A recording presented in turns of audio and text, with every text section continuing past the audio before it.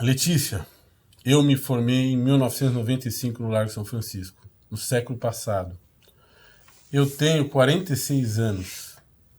Eu fiquei sabendo que você nasceu em 2000, ou seja, você é filha do século XXI.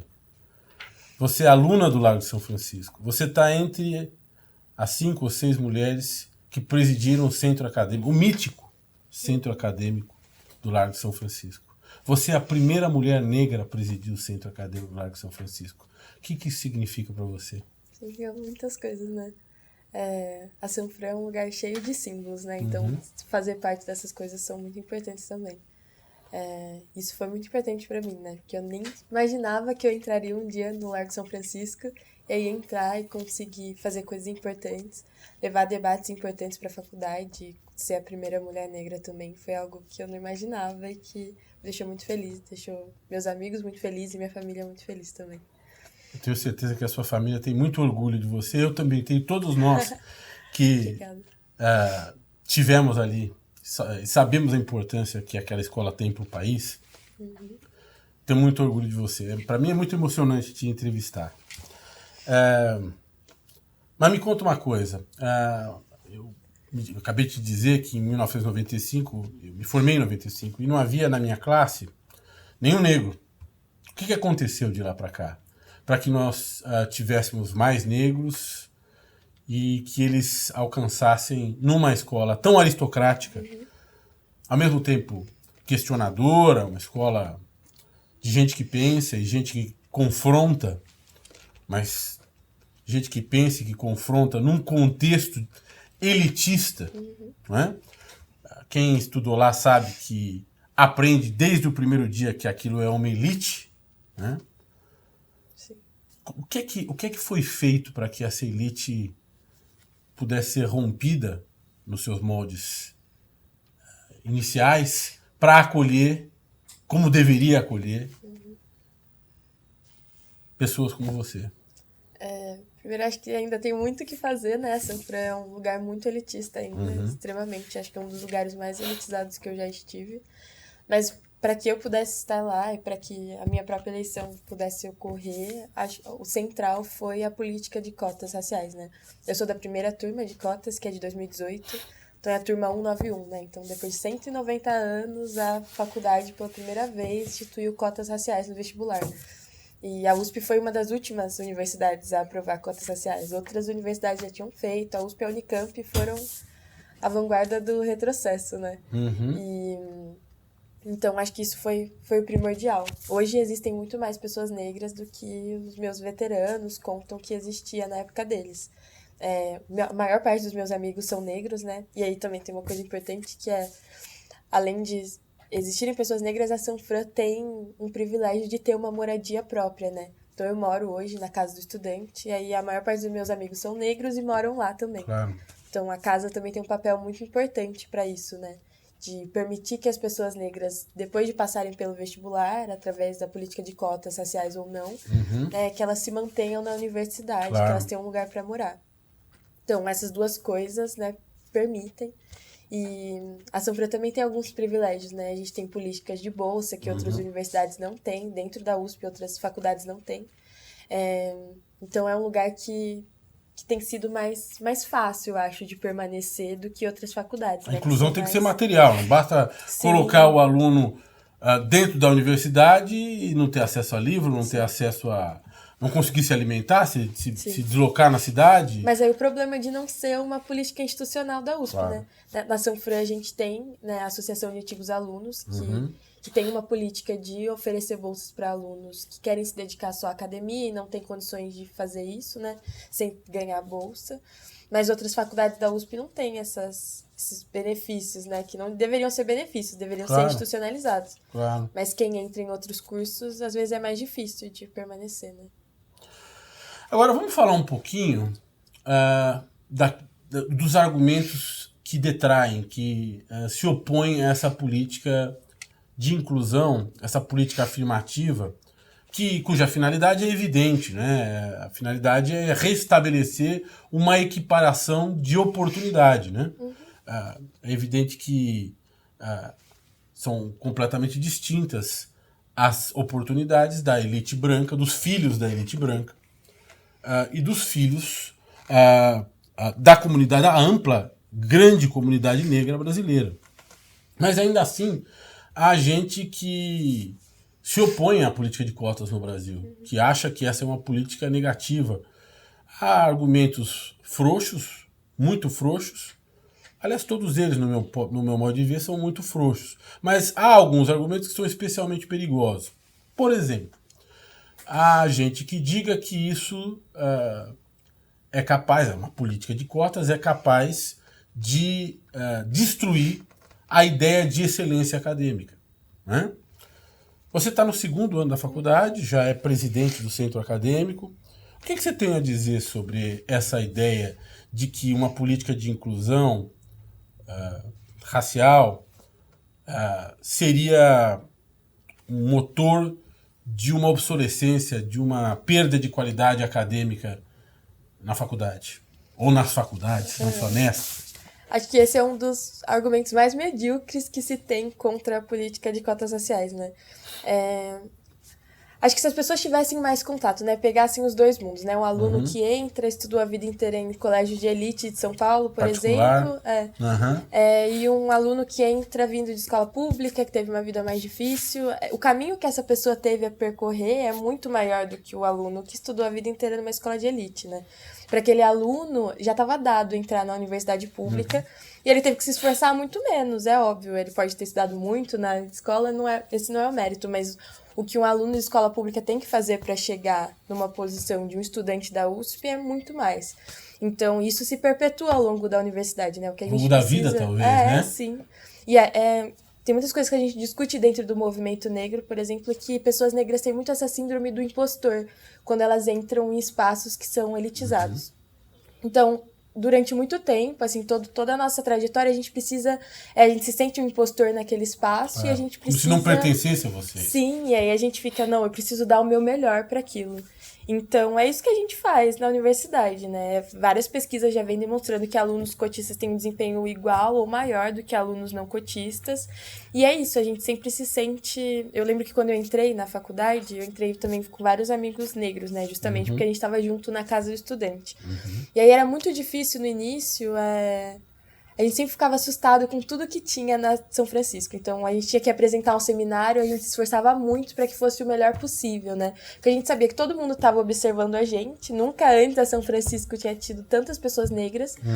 E que a gente sabe que a gente é monitorado também dentro da universidade, né? Que existe uma política de verificar qual é a nota dos estudantes cotistas e tudo mais. Então, é uma carga muito grande que a gente carrega também, de que se a gente der errado... talvez essas pessoas vai ser um argumento para que essas pessoas que já são contra cotas, né, possam se legitimar. Então, a gente sempre tem o esforço de fazer várias coisas ao mesmo tempo e de fazer todas as coisas da melhor forma possível, justamente para legitimar a política de cotas raciais. Isso, por um lado, isso é bom. Por outro lado, também é uma carga que a gente tem que carregar e que também tem vários reflexos negativos na nossa vida. Bacana. Você é uma moça exuberante em todos os sentidos, sobretudo do seu ponto de vista intelectual.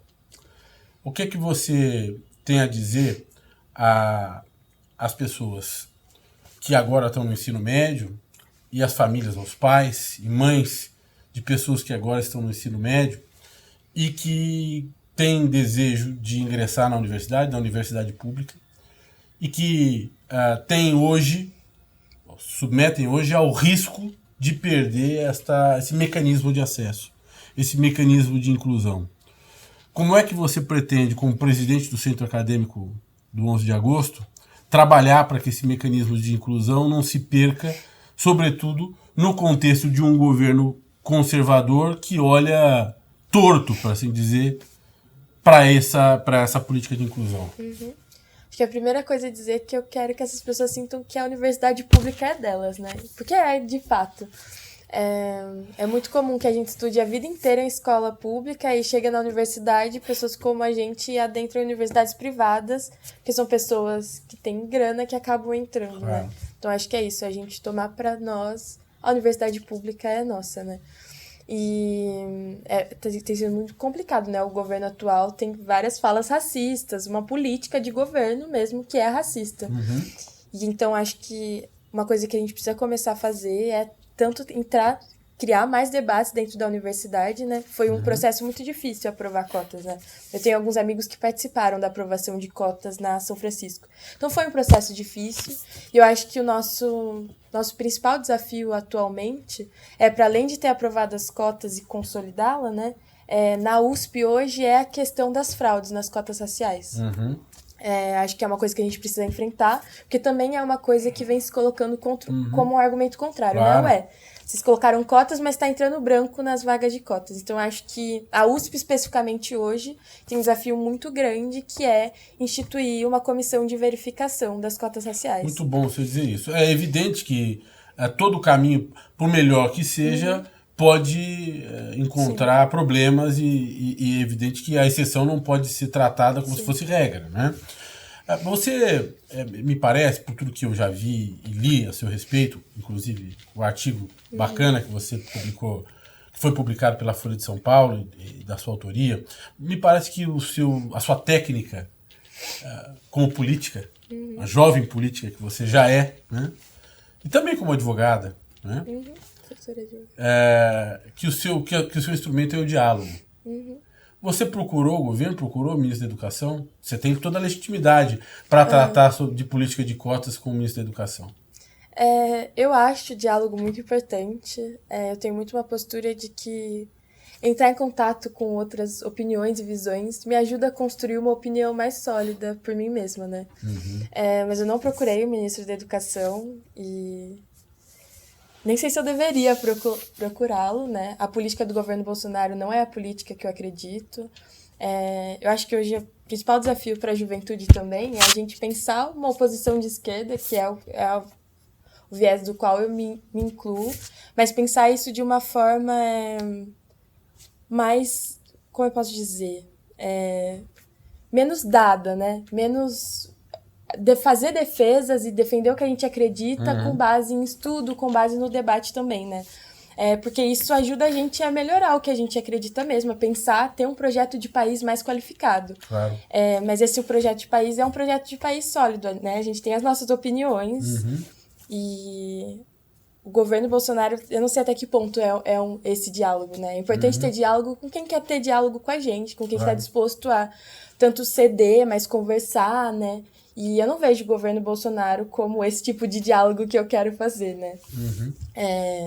E apesar dos diálogos, é isso. A gente precisa defender um novo mundo, né? Que não é o mundo que o governo, que o Bolsonaro coloca, e também não é o mundo que o PT coloca hoje pra mim. Esses dois polos não são o que eu acredito hoje. E como é que seria o mundo que você acredita, do seu ponto de vista de política de inclusão na universidade e de acesso à universidade? O que a Letícia tem na cabeça? Se ela fosse legisladora ou se ela estivesse no executivo, o que ela faria? Nossa, eu não sei o que eu faria se eu fosse legisladora ou no executivo, mas hoje eu acho que a maior parte dos alunos de faculdades e universidades públicas precisam ser pessoas que não têm condições, né? Pessoas vulneráveis socioeconomicamente, porque a universidade é nossa. E aí, nesse sentido, eu sou extremamente contra a cobrança de mensalidade, né? Extremamente. Eu não acho que a universidade pública tem que cobrar mensalidade. Muitas vezes que a gente tem visto nessa defesa nos últimos anos é que as pessoas colocam, não, hoje a universidade pública é majoritariamente elitista e essas pessoas, né, elas podem pagar pela universidade, então vamos cobrar. E não é isso, é o contrário que a gente precisa fazer. Se hoje a universidade pública é majoritariamente elitista, a gente precisa que ela não seja, né? E é muito engraçado, né? Eu já tive oportunidade de falar com deputados que defendem a política. E aí a gente pergunta pra eles, não, mas por que a gente não aumenta a política de inclusão, então, né? Pra fazer com que esse cenário se altere. Claro. E aí eles são contra, né? Grande parte deles são contra a política de inclusão, né? Falam, não, tem que ter cotas. Então, eu acho que hoje a gente precisa aumentar a porcentagem de cotas, né? Também não sou contra essa questão de aumentar a qualidade do ensino público no ensino médio, na base, acho isso importante. Mas eu acho que também não é uma política tão sólida isso, falar que só vamos tirar as cotas e melhorar só o ensino básico. Porque a gente sabe que para entrar na universidade, você não precisa só ter um ensino básico de qualidade. Se você colocar um aluno da periferia num colégio super de elite, ele ainda assim vai ter dificuldade de entrar. Porque você precisa de todo um capital cultural para entrar na universidade. Eu entrei na universidade fazendo escola pública sempre, mas porque eu tive um capital cultural muito grande, né? Porque a minha irmã fez faculdade, então tô na faculdade desde que eu nasci, praticamente. Então, acho que hoje os nossos principais desafios ser contra todas as políticas de cobrança de mensalidade na universidade, que é um argumento, assim, muito fraco para pensar em política de universidade pública hoje, e aumentar o número de pessoas pobres e negras que estejam na universidade pública hoje, porque isso também legitima, né? Por que a universidade pública existe, né? É para nós. Não estudo a vida inteira em escola pública para chegar na universidade e ter que fazer uma universidade de particular. Se tem um bom uso para o dinheiro do contribuinte, sim, educar os cidadãos do país. Sim. Né? Usar esse dinheiro para criar uma massa de gente pensante, não é isso? Sim. Sem distinção. Adorei falar com você. Obrigada. Estou muito orgulhoso e emocionado. Posso te dar um abraço? Pode, claro.